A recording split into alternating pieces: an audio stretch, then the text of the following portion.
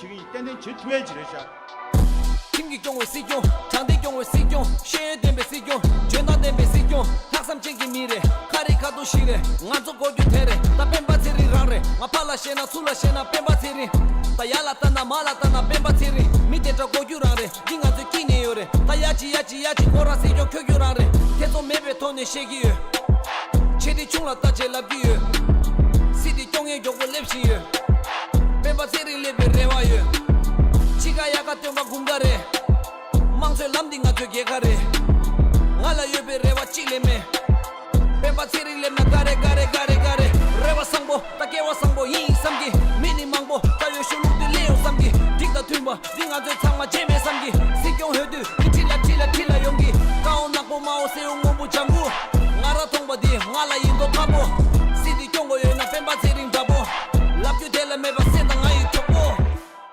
야 최선네 불민 득조 우텐나 팝셔웨기 시주당 저어름 치 공시적인 이면에 예 남양 르땅 말다스 예 국자들 르땅 거는 땅거데 예 땅마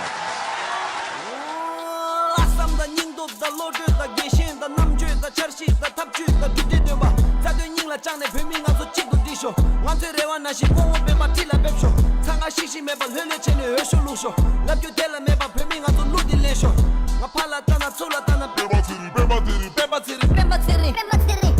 김기경을 쓰용 장대경을 쓰용 쉐덴베 쓰용 죄나덴베 쓰용 학삼쟁기 미래 카리카도 시래 안쪽 고유 테레 다 뱀바티리 라레 마팔라셰나 술라셰나 뱀바티리 다 야라타나 말라타나 뱀바티리 밑에 저 고유라레 딩아드 끼네요레 다 야지 고라세요 켜교라레 계속 매베톤의 쉐기유 체리 충라다 젤라비유 시디 경의 욕을 랩시유 뱀바티리 레베레와유 치가야가 땡과 군가래 망설 남딩아 되게 가래 알라 예베레와 찔레메 뱀바티리 렘나 가래 레와 상보 따개와 상보 이삼기 미니 망보 따요 슈루드 레오 삼기 딕다 튜마 딩아들 상마 제메 삼기 시경 헤드 틸라 용기 가온나고 마오 세용 몸부 장구 나라 통바디 알라 인도 타보 시디 경고에 나 뱀바티리 타보 랍주 델레메바 센당 아이 촉보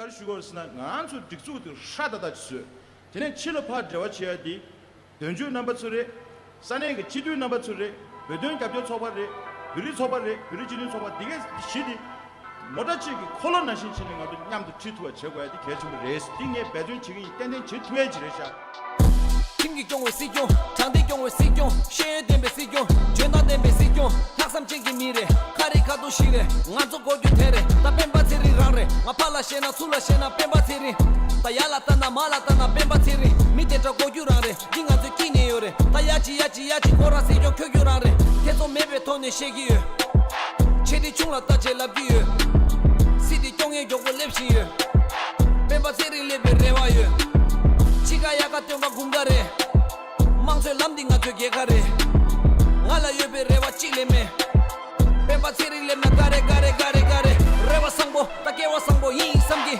미니 망보 따요 슈루드 레오 삼기 딕다 튜마 딩아들 상마 제메 삼기 시경 헤드 틸라 용기 가온나고 마오 세용 몸부 장구 나라 통바디 알라 인도 타보 시디 경고에 나 뱀바티리 타보 랍주 델레메바 센당 아이 촉보 야 최선네 불민 득조 우텐나 팝셔웨기 시주당 저어름 치 공시적인 이면에 예 남양 르땅 말다스 예 국자들 르땅 거는 땅거데 예 땅마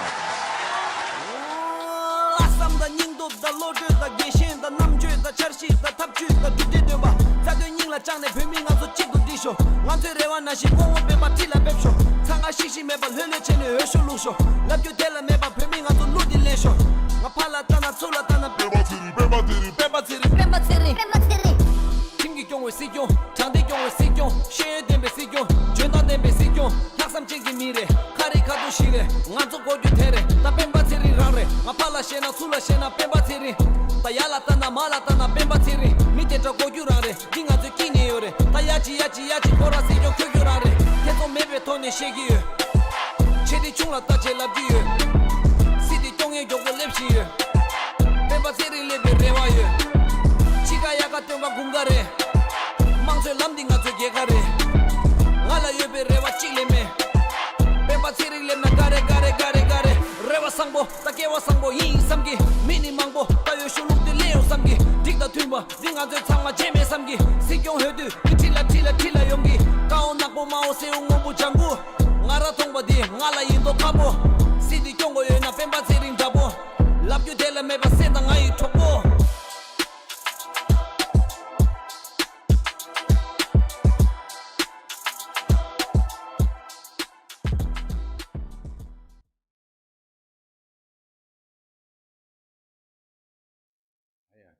야, 삼로라.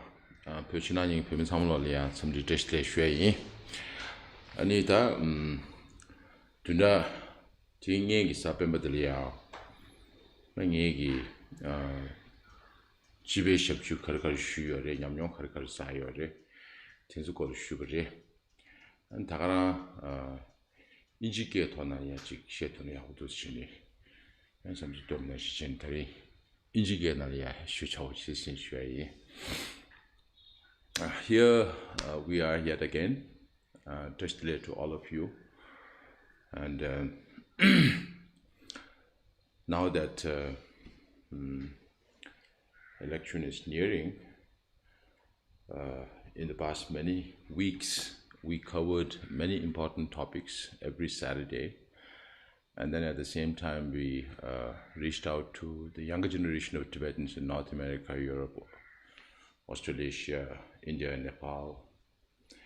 And then we also had parallelly another program every Tuesday and Thursday on the zones that we have distributed, Nepal and India. The last session will be coming Tuesday to do with the Tibetan settlements in central India, Manpad, Bandra and Orissa. So today we'll speak about what I have learned through these years.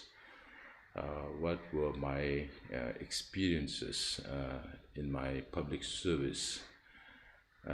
With that information,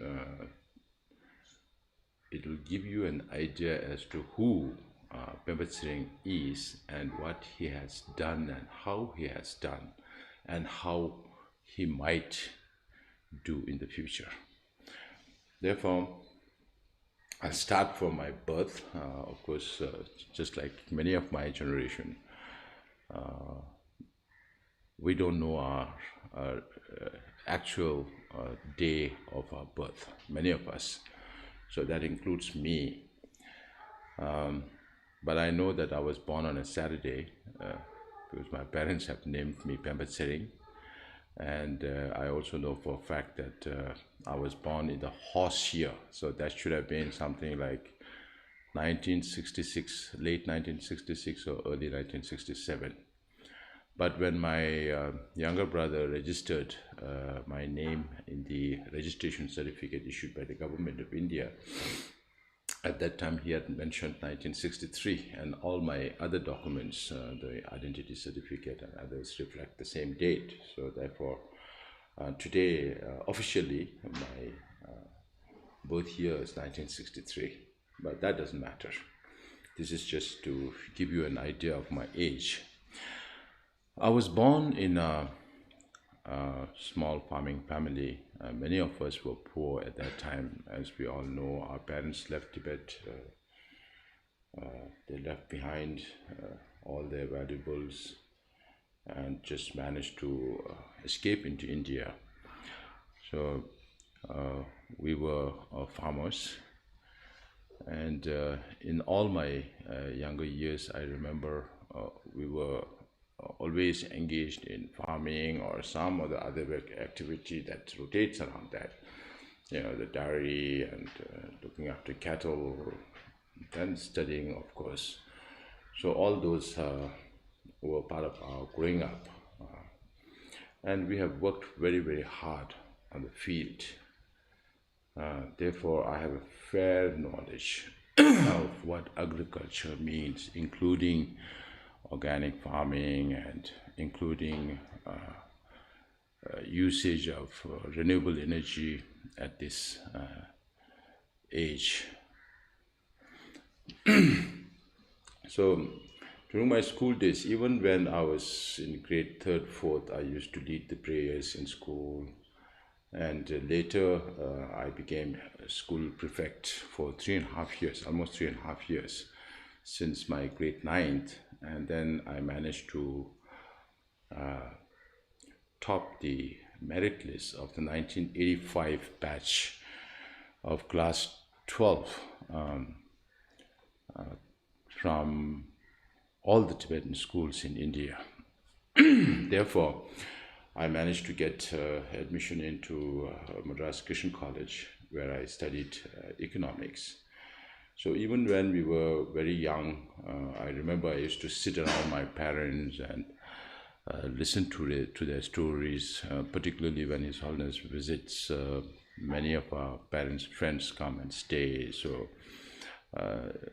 unlike what we Tibetans normally do when elders talk, and if the kids are nearby, then we say, okay, this is elders talk. Kids doesn't need to be near us, so you tend to push them away. But that was not the case with my father, and he always inspired me to join the Tibetan government in exile and to serve His Holiness the Dalai Lama. So he was my first inspiration. He always used to say that whenever you finish your school, college, you should go and serve. So that has remained etched in my life. And then, there were representatives, very young representatives of His Holiness in the settlements who used to inspire us. Then we have very, very inspiring teachers who guided us through our school. And during college also, of course, the scholarship from the Central Tibetan Schools Administration was not enough to sustain all by itself. So I got little more support from Education Department from the second year, and little support from Amawega, the German aid to Tibetans. Despite that, I started working in a restaurant in the evenings for almost 1.5 years during those 3 years to support myself. So I can proudly say that during my whole college days, I never had to depend on my family. Of course, they have none to offer. We were too many kids. I was third among 9 children. And I'm proud to say that I supported myself during the college years. And when we were in second year, the demonstrations, the peaceful protests by Tibetans in Lhasa started. That is why you have today an organization called the Guchusum. That was 1987 September, 87 October, and 88 March. So these are 3 months after which the Guchusum is named after the former Political Prisoners Association.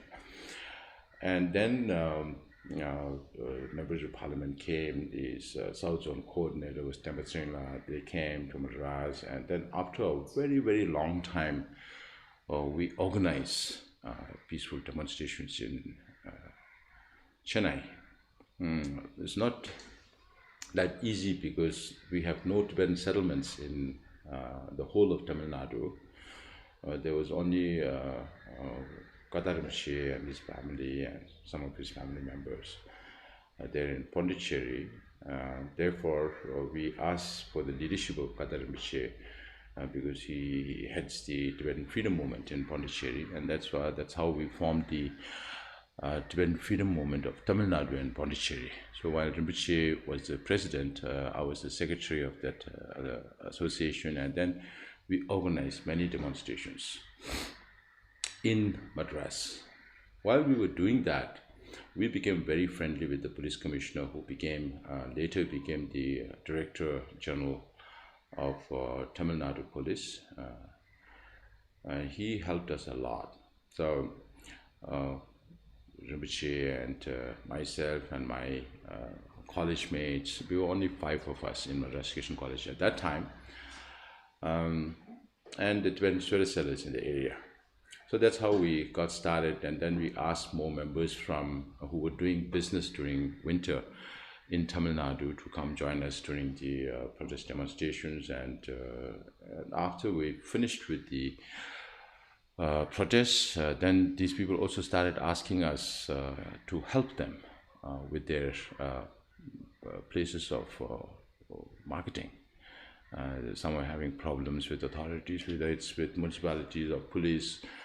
So we got a letter from the Director General of Police, and we met with all the superintendents of police where the Tibetans were selling sweaters. We made it do away with the token amount that you have to pay and create better relations with the local authorities. We had the aim to somehow standardize and make it a hassle-free issue for the sweater sellers in Tamil Nadu. But then we finished our college, and during the college days also I was the secretary of the Nigerian Tibet Friendship Association. So even during those days we were very active in college. One of the reasons why we decided to go to Chennai was not to get involved into politics while studying.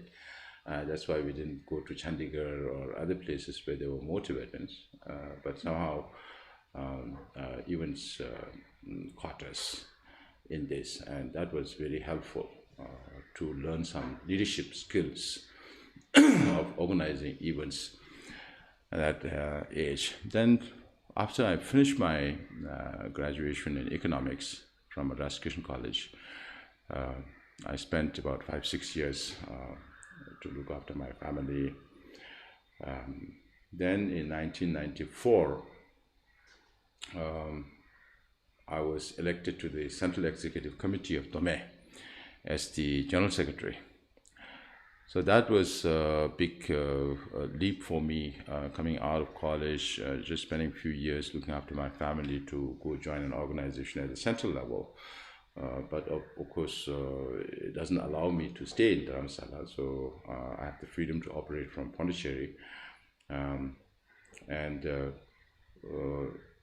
When I first started, it was a little difficult because most of my colleagues were from the elder generation, and I had a different view and they had a different view. Things like, when we took over, we had already approached Nechung for Oracle, and the Oracle had prophesied that the Tibetans from all the 3 regions of Tibet should offer long life prayer to His Holiness. And my colleagues were, I was telling them, okay, this is something we requested, but it's meant for all of us, so why don't we approach the other choras to do it together?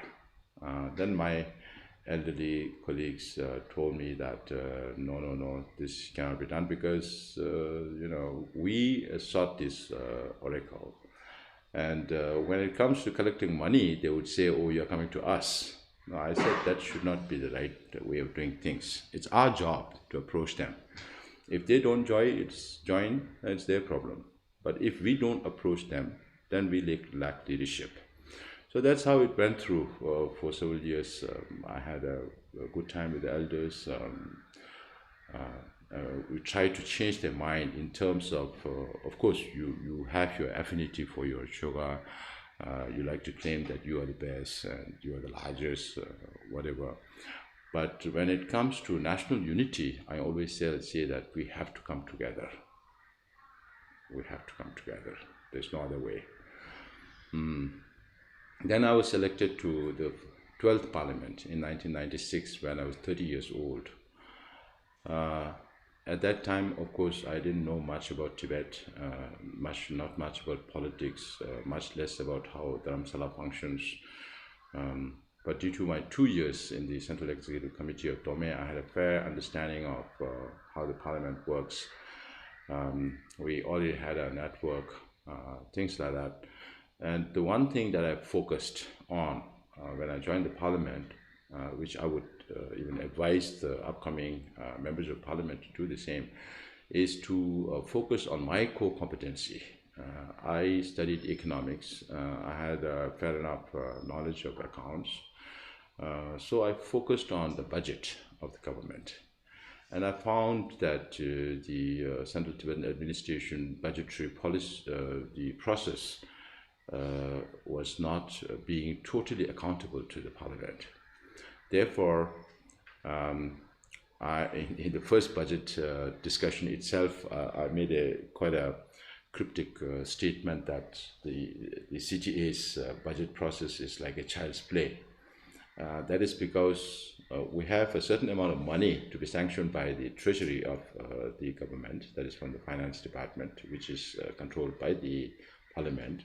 But we have a larger amount of money that is owned by the departments. So, and that is not sanctioned by the parliament. The recurring expenses that we sanction from the treasury, and if it's not enough, then it's being spent from the capital of the departments. So there was no accountability or no sanction of budget in a sense. And my intention was to change that. So due to my background, the speaker, deputy speaker, they always appointed me in the budget estimate committee, wherein I always studied the earmarked fund, which are not controlled by the parliament, and then kept making remarks on this to bring some change. And a committee was also formed on that. We tried our best. We came out with our recommendations to the House, and the things evolved to such a level that even the cabinet members said that if you bring in this change, we won't be able to work and you'll resign, and it became quite dramatic in the parliament. But at the same time, members got confused because many members don't have good enough knowledge of budget and accounts and all that. So they were ripped apart from what the Kashak was saying on the one hand and what the committee was saying on the other hand. So we could not move anywhere beyond that during the first 5 years of my service in the parliament. Then I have this thinking that, of course, Professor Rinpoche, when he was the speaker, he used to say that not even needle and threads expense can be made without Parliament's approval. So to make that happen, Rinpoche always used to be very, very attentive about when I speak on the budget issue. And then when Rinpoche became the first Kanun Chiba elected by the people in 2001, Gong Pamjunenla and I were given the privilege from the member, from the parliament side, with the consent of the speakers, to take part in this new committee that Rinpoche formed called the Budget Presentation Review Committee. Now in that, during the whole process, I played my part in contributing as much as possible to make budget accountable to the parliament. And from that time till now, we follow the same procedure with minor changes here and there. So that was my first 5 years, my main achievement, what I tried to. But then for a member of parliament, it is always very, very important for you to keep up to date on information, because information is key to anything you do.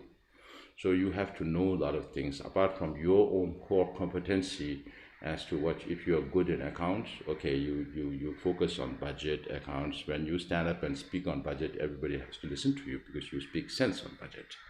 So similarly, if you are good in foreign relations, or if you're good in situation inside Tibet, or if you're good in education or health issues or settlement rehabilitation programs, then you should focus on those and then bring out your best in the parliament. That's how the dignity of the parliament increases when you speak about real issues with real information.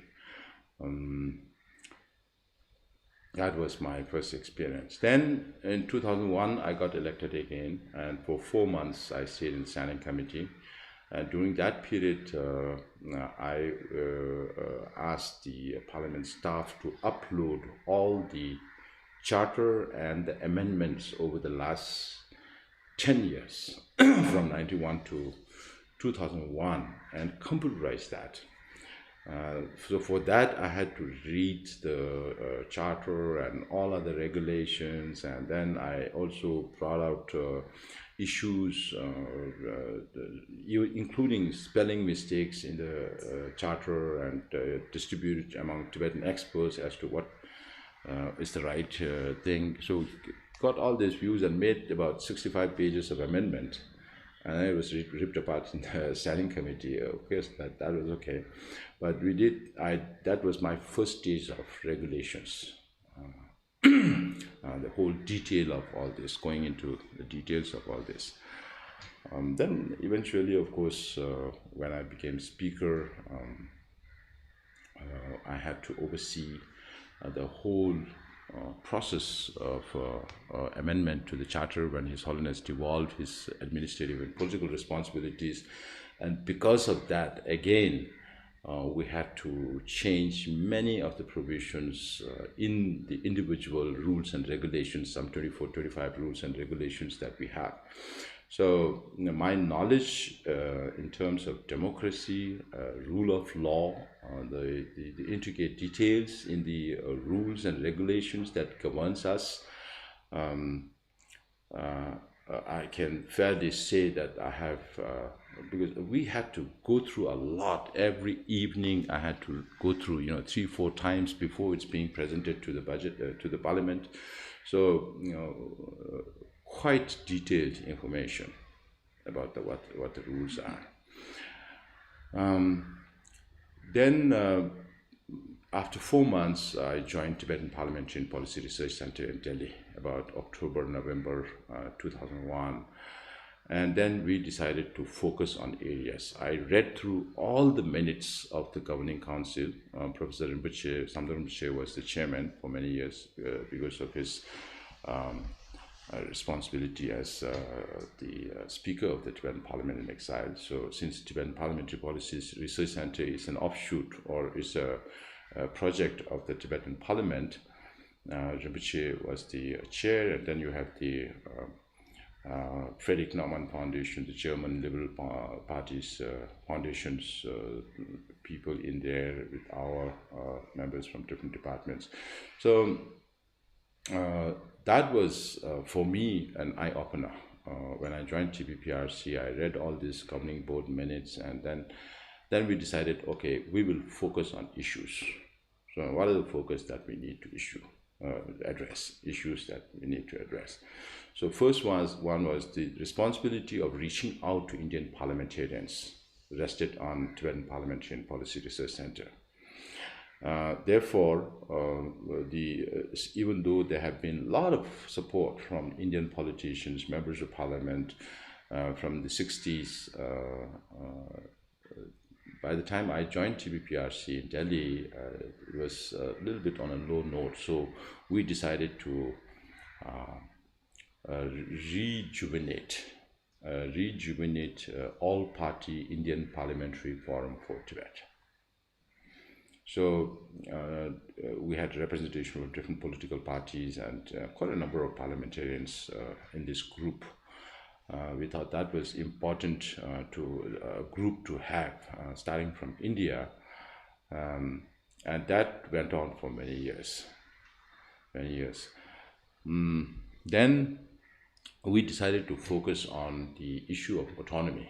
Even before I joined TPPRC in Delhi, my predecessors have organized conferences on autonomy and autonomous regions and autonomous arrangements, those kind of things.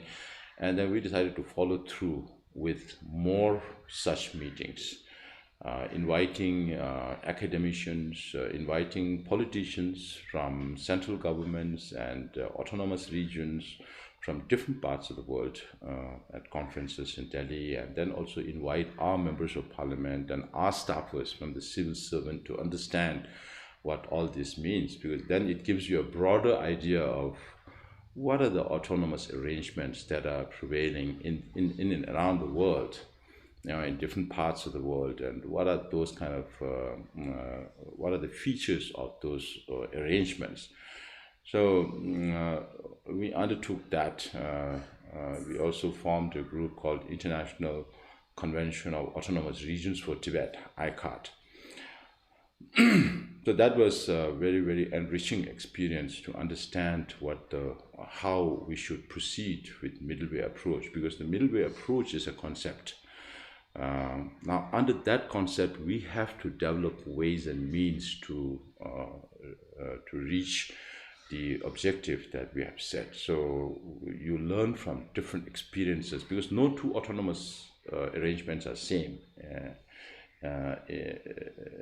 around the world. You cannot get a photocopy of one autonomous region to another autonomous. All are different depending on the state of negotiation, the power of the center and the state when the negotiation took place. So when we talk about degree of autonomy, it could be varied, very, very varied. It's not on the same scale everywhere.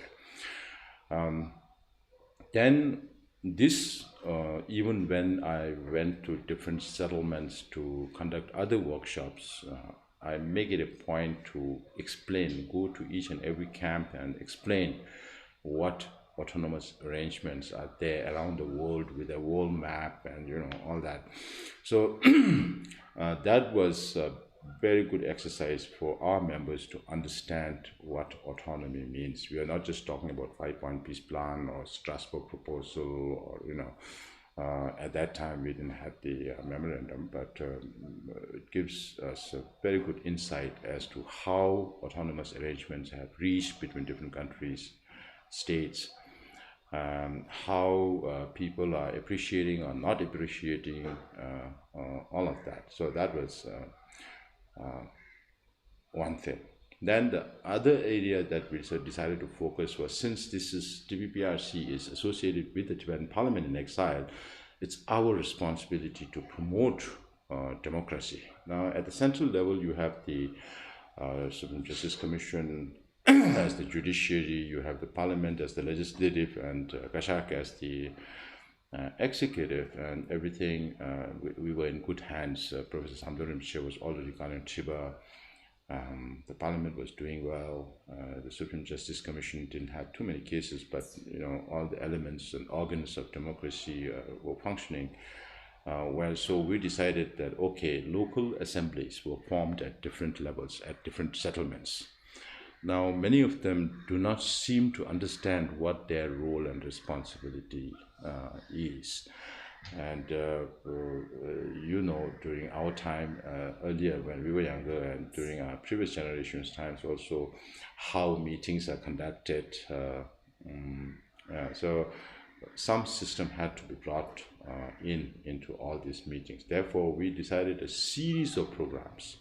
I myself devised a 6-day workshop for the local assemblies, practical workshop, 6 days.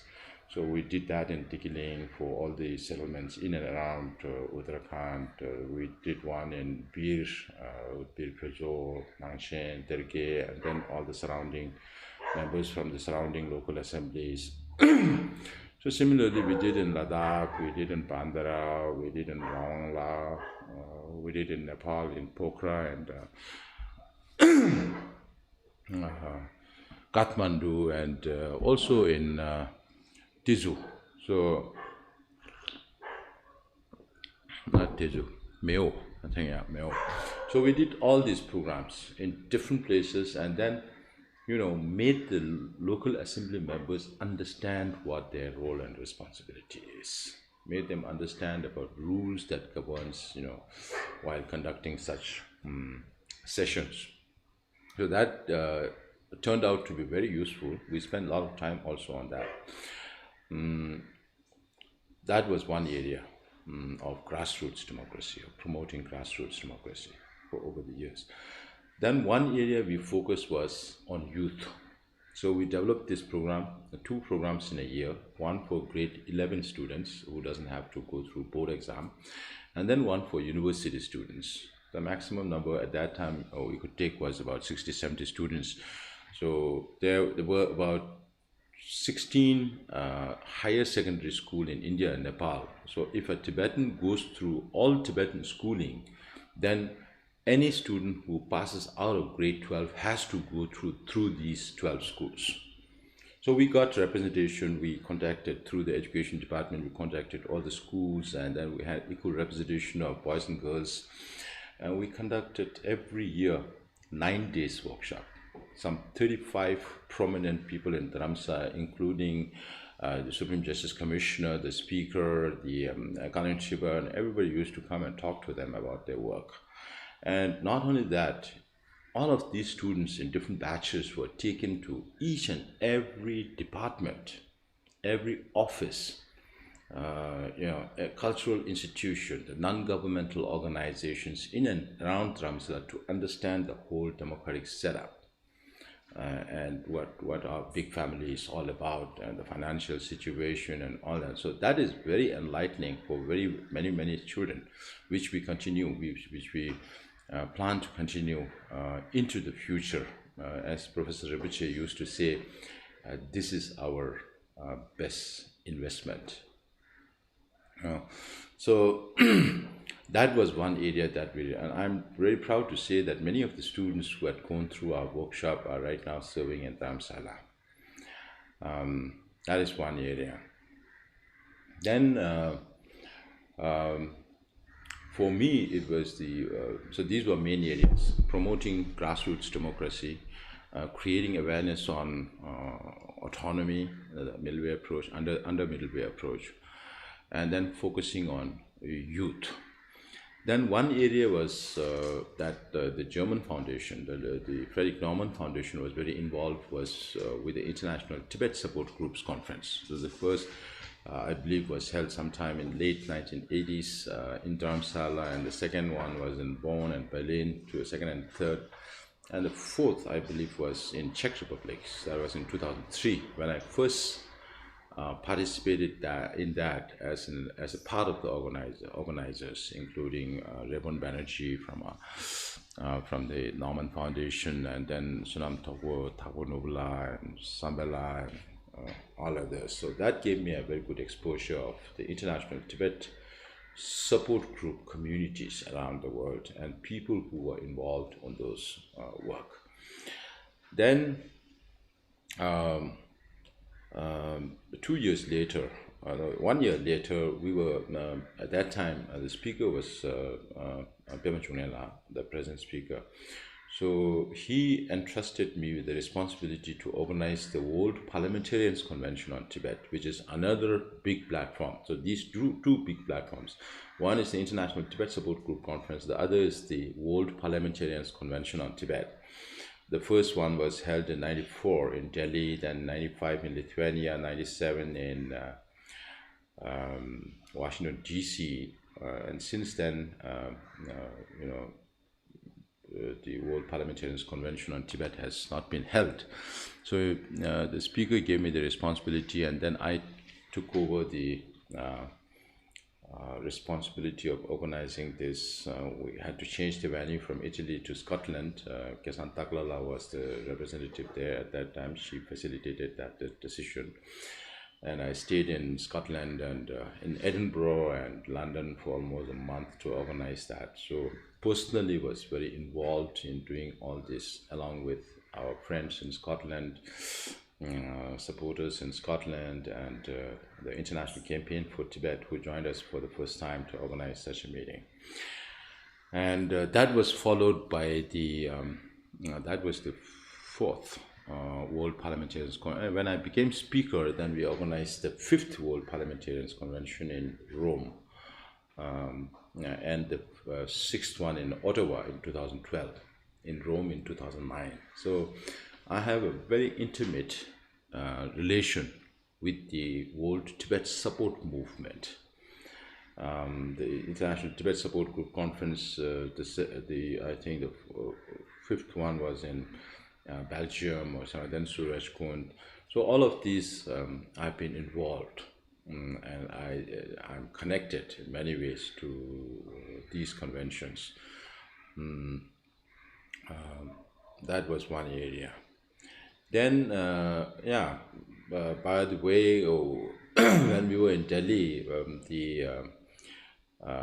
the Delhi High Court decided to destroy all the buildings on both sides of the Yamuna,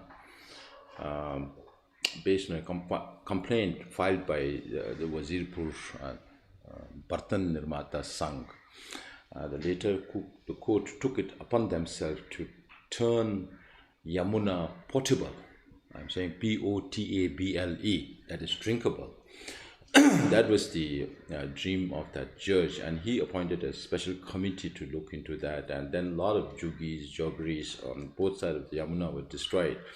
The only places that few of the places that remained for Samyeling, Majnuga Tila, Budh Vihara, the Majnuga Tila, Gurdwara, and one Muslim building towards the Noida side. So because of that, for almost 2 years, we had to meet. I was not alone. I never say that things are done because of one person. It's always a collective responsibility and a teamwork. So at that time, we were 5 members of parliament. Acharya Yeshupindu was working with us. Chidu Chuyong Wongshuk was also there in India Tibet Coordination Office.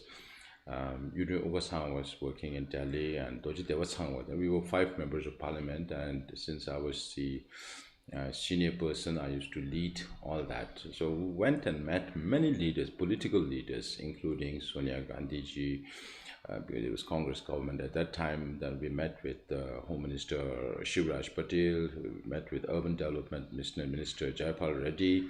We met with Delhi Chief Minister many times, assisted by the local MLA Prahlad Singh Sani.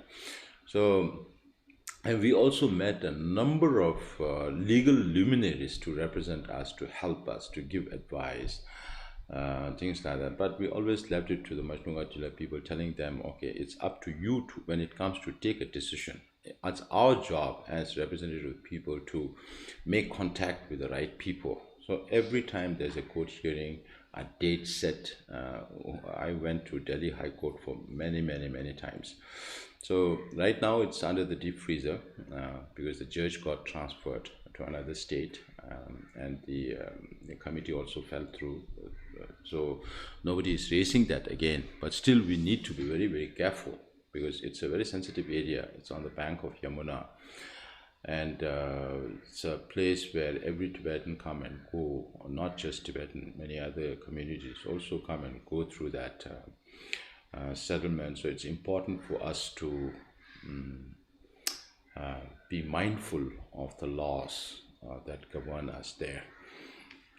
And this is one area that we worked. And then, of course, I got re-elected in 2006. And when 2006, every one of you know that we had 2 speakers after 4 rounds, Kaman Shimla, and we got the same amount of vote every time. And then it was decided that we'll share 2.5 years of 2 parts of the 14th Parliament. And I served the second half in 2009. Then there was the 2008 widespread demonstrations in the whole of Tibet, touching Tibetan people from different backgrounds. So that was a huge eye-opening for the Chinese government and for the Tibetan people and for us in exile to understand what is really going on inside Tibet. And I was part of the crisis group formed by the parliament and the cabinet together. And we organized a lot of programs and events around that time. When I got elected to the when I took the responsibility of the speakership on 16th December 2009, then we decided that there has to be a better way of maintaining accountability of the elected members to their electorates. Since we are elected from different provinces and different religious traditions, and then from Europe and North America, from geographic constituents, we have to be responsible for the 6 million Tibetans. not just to the people who vote for us. And there was no way that to make the elected representatives accountable and answerable and responsible towards that public, other than dividing zones of all the Tibetan communities in India and Nepal, and then assign 2 or 3 members to these zones for 2.5 years instead of one visit, which used to happen earlier. So under the hope that these members will be responsible for political education, sustainability of the communities, the education system, poverty alleviation, and one more. So 5 issues we gave them the responsibility. And it's not enough to just go once, irrespective of whether there are people who vote for you or not. So you go once and then you go back, and next time people still ask you what happened to our request earlier. So we thought that that would be more accountable. And even before we did that, even before I became Speaker of the Parliament in 2005, again with the consent of the Speaker, Mr. Penpa Tsering, we, for the first time, we took a delegation of Tibetan members of Parliament to Europe, to Belgium, to Italy, to UK. The idea behind that was that we are too consumed by Dharamsala politics. Our politicians think that Dharamsala is the sky, Dharamsala is the world. That's not enough. So we thought that it would be good to have more exposure, to learn from other nations how they function, so, and at the same time to also advocate for Tibet. It was important for the Tibetan Parliament to maintain relation with other parliamentarians around the world.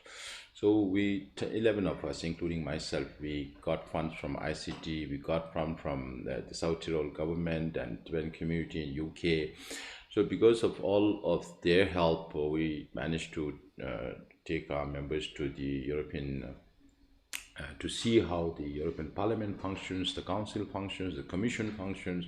We went to South Tyrol to understand what South Tyrol autonomy is all about, because His Holiness had said several times that if Tibet gets an autonomous status like South Tyrol, he would be happy.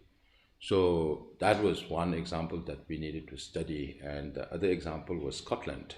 So we went to Westminster in London to understand how Westminster views the devolution of power to Scottish people. And then we went to Edinburgh to understand how the Scottish people understand the special status relationship with the UK government. So those were very educative, very powerful experiences that makes you do more. And after I became Speaker, we increased that, and even now the members, it has become a regular feature for the members to visit different countries and make relations with, advocate for the Tibetan cause with other parliamentarians. During my second term, we built the Parliament building. I was personally, I'm so interested in these things that I personally got involved into the committee to build that, in designing and laying the blueprint for those. So in these 7.5 years that I was Speaker, the biggest responsibility happened when His Holiness decided to devolve his political and administrative responsibilities. So I got elected. This whole process had to be finished before the 15th Parliament came into their post, take their oath of office. So we had to work day and night to make that happen. To put all things together, to make sure that everybody can agree to this.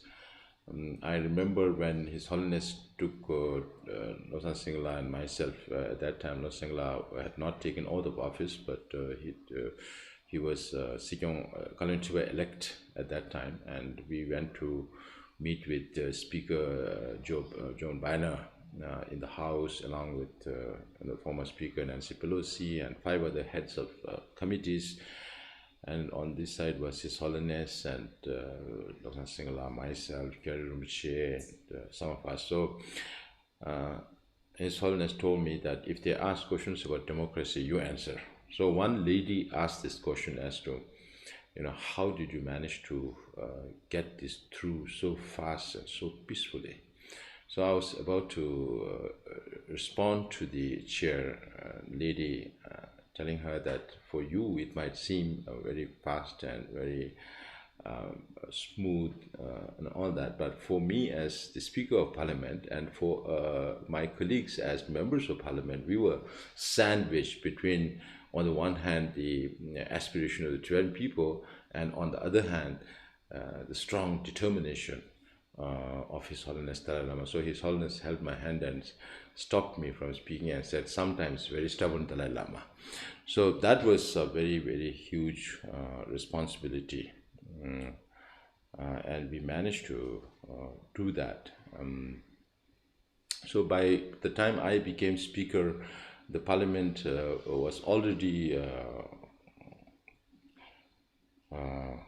broadcasting the proceedings live through the cable television in Dharamsala. So later we changed that to worldwide, anybody who's interested to watch the Parliament. So the whole Parliament proceeding became digital and transparent.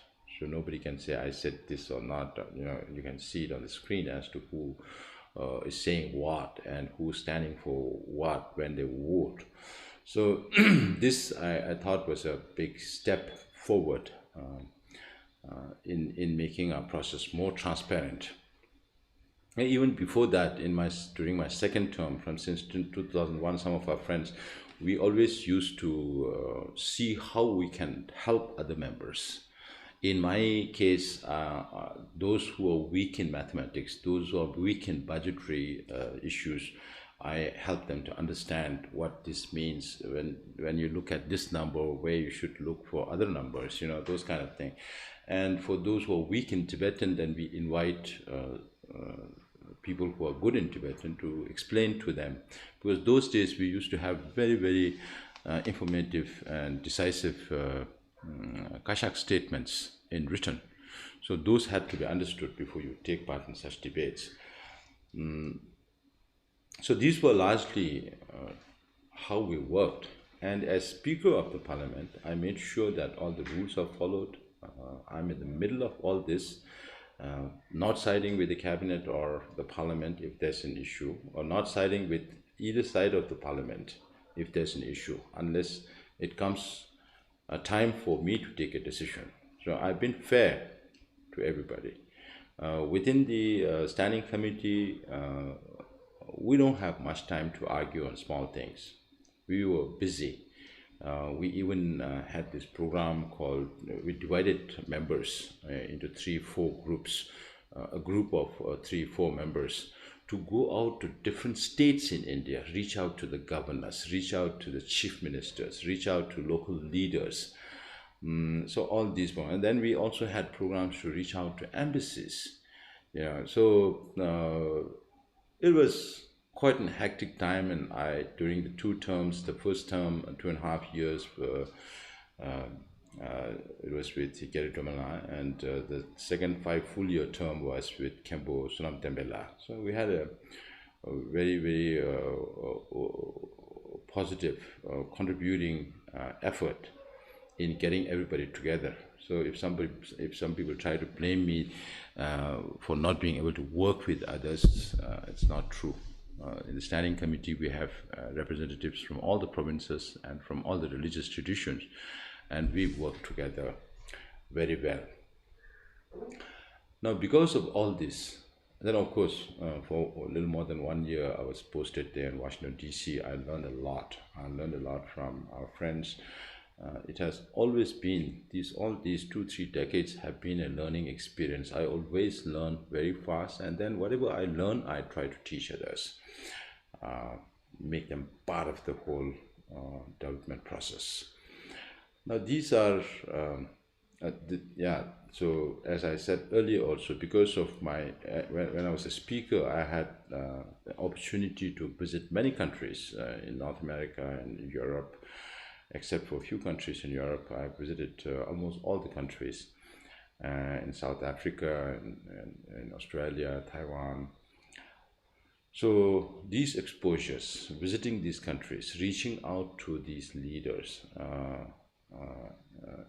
and meeting with the Tibetan communities in all these areas give me a very good understanding of where our community stands today. And these are all these experiences, all these learnings today give me the confidence that I can do this job, because I know this job. All my time I keep thinking about Tibet. How to, what are the issues? How do we get over these issues? So I'm always in these things, and this is one thing that I thought I can best do it. So that is also the reason why I stood for elections. Now it's up to you to decide who you should vote, and of course it's very important that you listen to everybody. Today on the backdrop you can see this change. I've changed the backdrop to this format where you have to vote. When you vote, you have to write the name. In my case it's Penpa Tsering.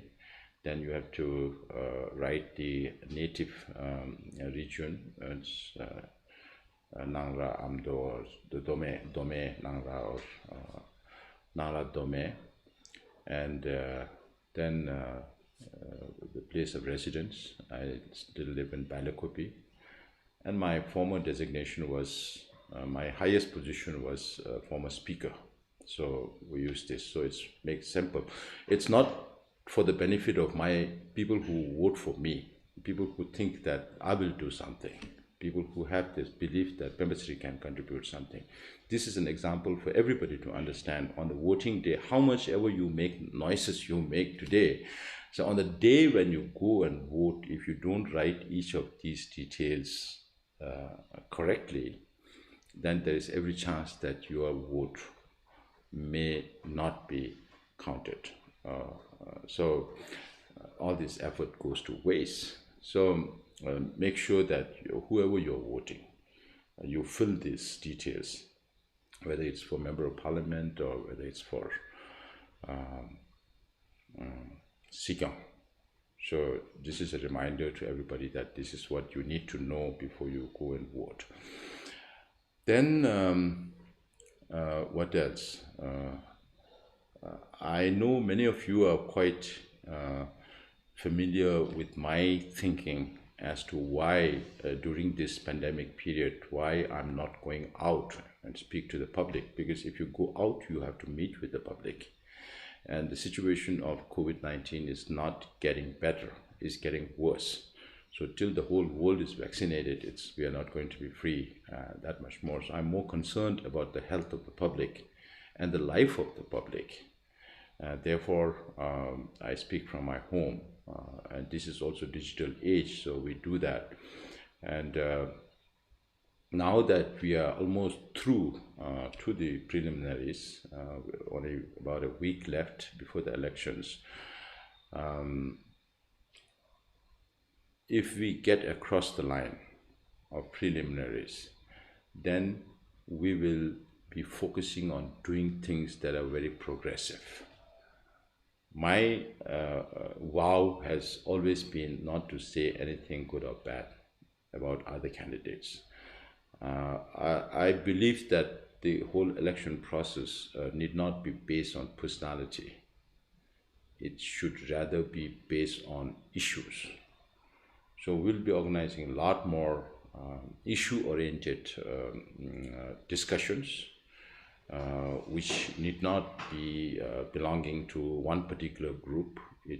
Anybody can participate in this. People who support or don't support one particular candidate, or people who come from different regions, or people who come with different political ideologies.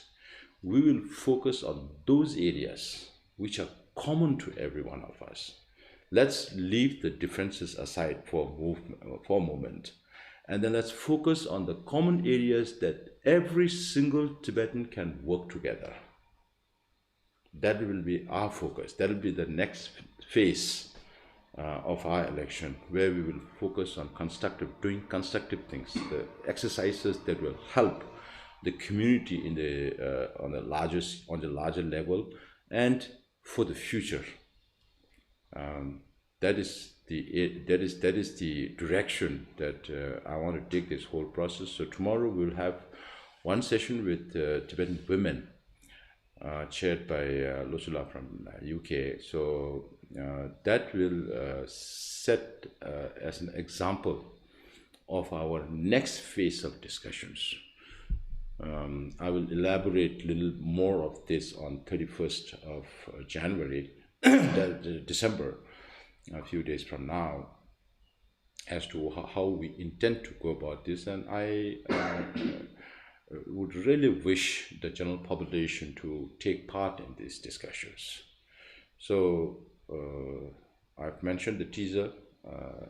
Let's see when the actual event happens, whether we have a real participatory democracy or not.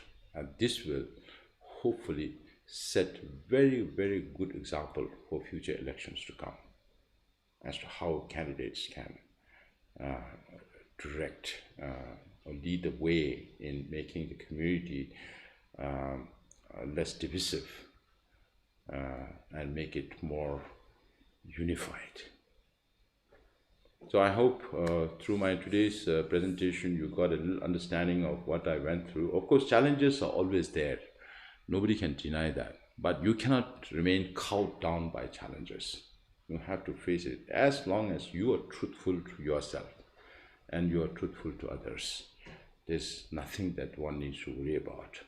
And the thinking has to be for the betterment of the cause, for the betterment of the institution, for the betterment of the issues, for the Tibetan people, not for self-benefit.